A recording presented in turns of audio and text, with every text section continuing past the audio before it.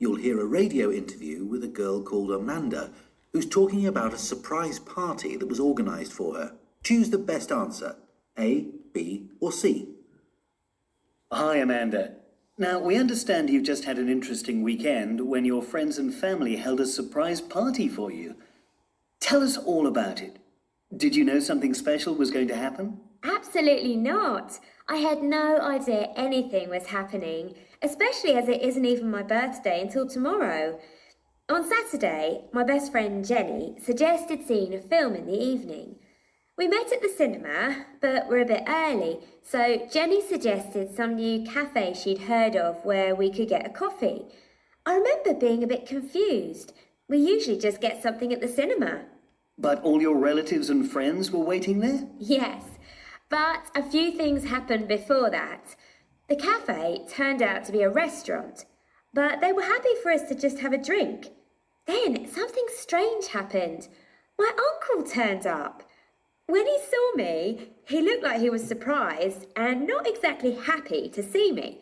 He mumbled something about being late to meet a friend. Obviously, his friend wasn't there and he came to sit with us. I guess he should have been at the party already, hiding with everyone else. And then your friend Jenny got a text. Right. She suddenly stood up and said, "Let's go and see what the downstairs bit of the cafe's like. I heard you can book it for parties. I'm having one soon." I remember thinking, the film's starting in a few minutes. Have we really got time to start looking around? But I saw it was getting busy where we were sitting and wondered whether they needed the tables for people ordering food.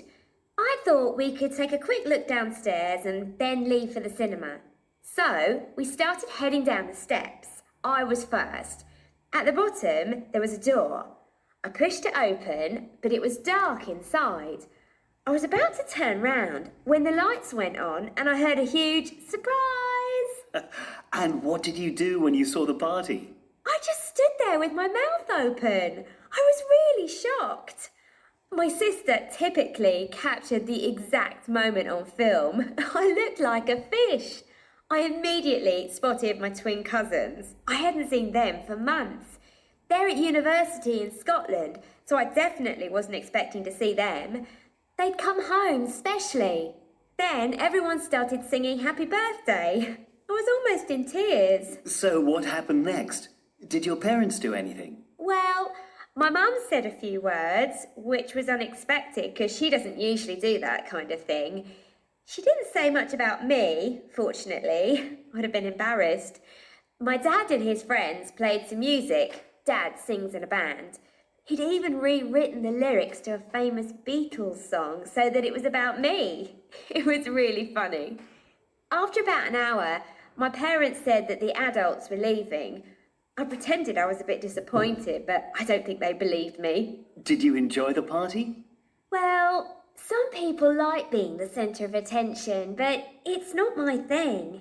But knowing everyone had made the effort to get there just for me made me realise just how important my friendships are, and I think they've become stronger because of it. When people do things for you, you're more likely to do something nice for them in turn.